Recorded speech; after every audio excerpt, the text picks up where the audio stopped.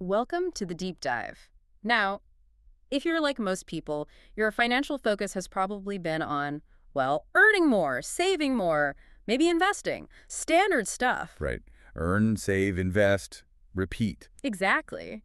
But it kind of begs the question, doesn't it? What's the point of piling up wealth if you don't actually know how to spend it, how to use it to, genuinely make your life better? That's the shift, isn't it?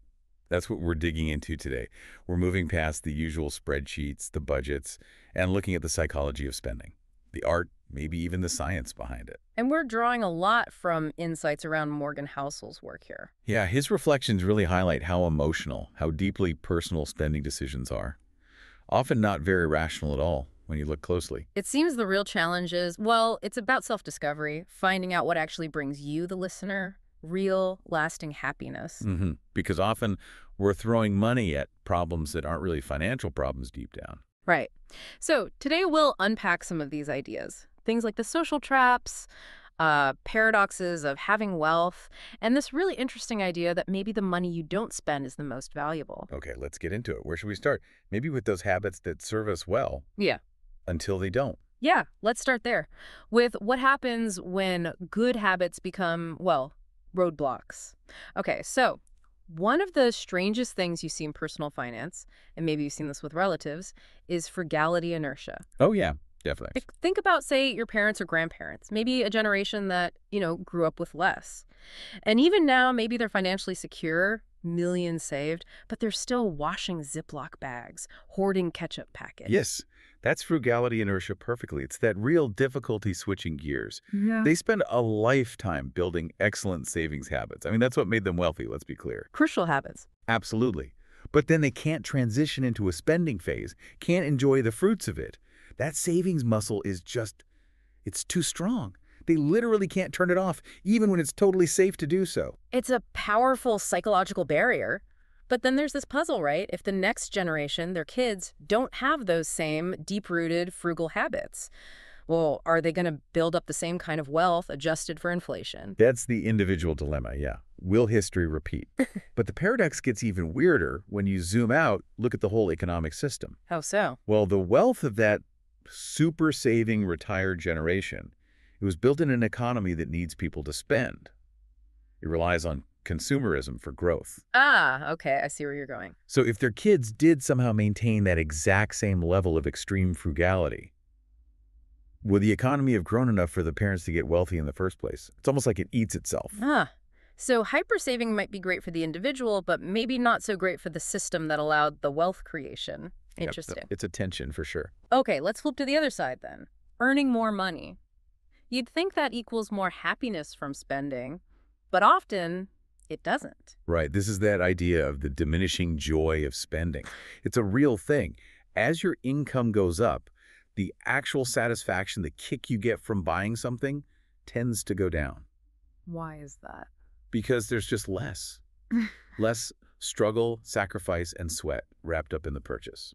The effort isn't there in the same way. Yeah, the joy gets diluted because it was too easy. Like when you were younger, saving up for 6 months for that watch or that trip felt amazing when you finally got it. Exactly. Yeah. It was meaningful. Sure. Now, if it's just, I don't know, a few hours worth of your salary, the psychological hit is minimal. It doesn't land the same way. So the high earner gets caught in this weird spot. Making more and spending more doesn't bring the expected happiness boost, but obviously making less money brings its own financial stress. It's a frustrating loop. Yeah. You kind of snack. Right. So how do you break out of that? What do the sources point towards? Well, the wisdom seemed pretty consistent, even if it sounds a bit cliche. Yeah, it often does. But it's usually cliche because it's true, right? The real insight is that genuine happiness tends to come from things like agency, freedom, control over your time, not just accumulating more stuff. The ability to spend your time how you want. Precisely. That seems to be the core truth. But it's something you have to consciously practice. Real satisfaction isn't just in the buying. It's in having control over your life itself. Okay, so that internal thing, that diminishing joy, maybe that's why we start looking outwards, comparing ourselves. It's a very human tendency. And one big driver for spending is definitely that need for social validation. We see these trickle-down consumption patterns, social aspirations spending, I think it was called. Yeah, basically keeping up with the Joneses, or maybe the Joneses just above you. It's classic status dynamics. One group copies the spending habits, the visible symbols of success, of the group just above them on the socioeconomic ladder. Trying to close that perceived gap. Exactly. Spending money to signal status. But what about the flip side? What happens if your income goes down? Maybe a recession hits, or a personal setback. Well, that aspiration can turn pretty quickly into something else. Social desperation.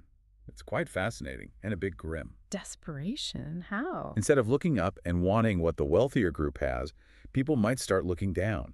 They start judging, maybe criticizing lower income groups for how they spend money. It's all about maintaining their own relative standing, even if it's by punching down. Wow. So the comparison trap works both ways. Makes you miserable trying to climb up and miserable trying not to fall down. Exactly, which leads perfectly into that quote you mentioned. It was brilliant.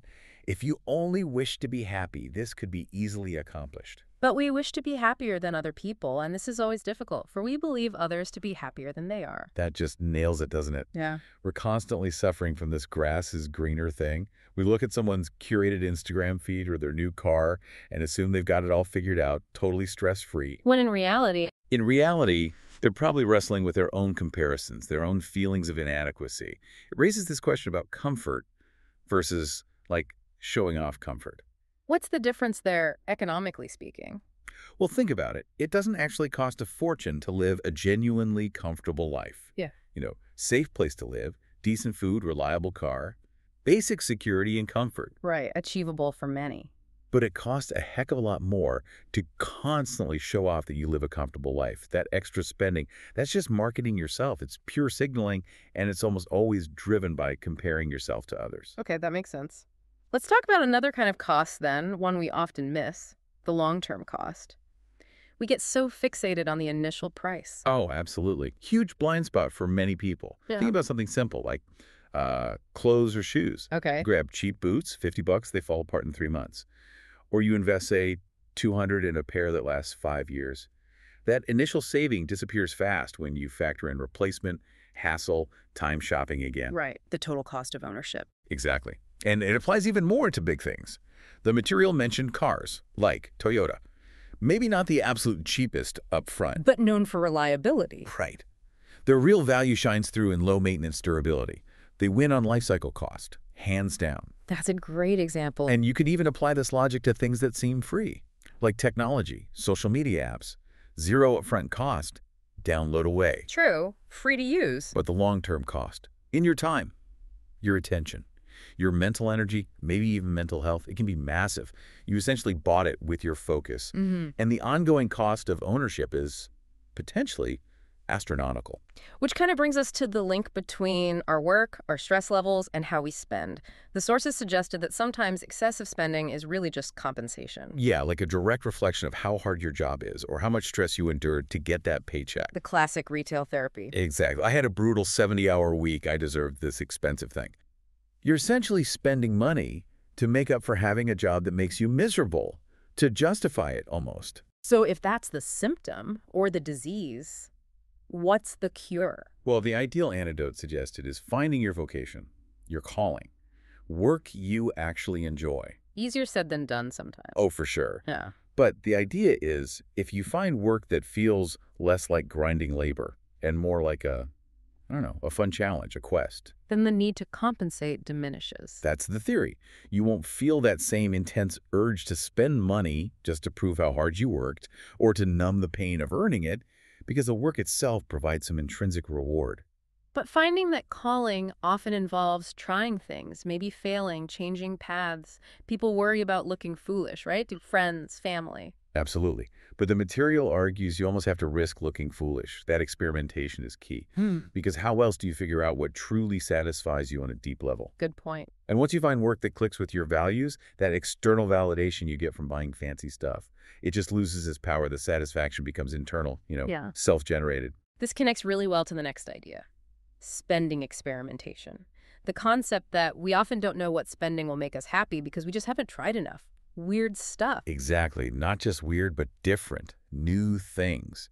We get stuck in these consumption ruts, don't we? Same kind of car upgrades, same designer labels, same expensive restaurants. Creatures of habit. Totally. But maybe your thing, the spending that truly sparks joy for you, is funding some niche conservation project or backpacking in remote places, or, I don't know, giving a significant chunk to charity. You'll never know unless you experiment. And this is where that advice from Ramit Sethi, the financial expert, came in. It was called Outstanding in the source material. What was his main point? Sethi's core message, as I recall, is about consciously separating your financial goals from your identity. Stop letting your net worth define your self-worth. Instead, use money as a tool to figure out who you are and what you value. Then deliberately channel your resources towards those things you discover bring you joy. It might be travel over a bigger house, or hobbies over fancy clothes, or even giving money away instead of accumulating more possessions. So you need to experiment to find your unique happiness triggers. You really do. Be intentional about discovering what works for you, not just what society tells you should work. Hashtag tag tag outro. So wrapping this up, what does it all mean for us? We've touched on these deep emotional drivers, trying to justify jobs we hate, chasing status, maybe making up for feeling poor growing up. Yeah, it really seems the art of spending is less about budgets and more about understanding and managing those underlying emotional scripts that dictate our choices. It's psychology as much as finance. Definitely. And if you pull together the most profound advice from these insights, it really circles back to something interesting. Maybe the most valuable money is the money you haven't spent. Right, that seems almost paradoxical for a deep dive on spending. How does that work? Because that money you haven't spent, that buffer, it buys you something incredibly valuable, something you can't really buy directly. Which is? Freedom, independence, Yeah. autonomy, the ability to control your own time, make your own choices. That financial cushion is agency over your life. And that agency helps minimize future regret because you have control. Exactly. It gives you options, gives you breathing room. Okay, that really reframes things. Huh. We started out talking about how hard happiness is to achieve because we're always comparing ourselves, always feeling like we need to keep up. Which leads to maybe a final thought for you, the listener, to chew on. What if happiness is actually our default state?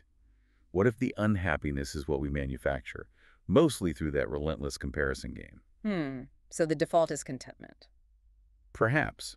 And if that's even partially true, then maybe the real art of spending isn't about cleverly deploying your dollars, but about learning where to deploy your focus.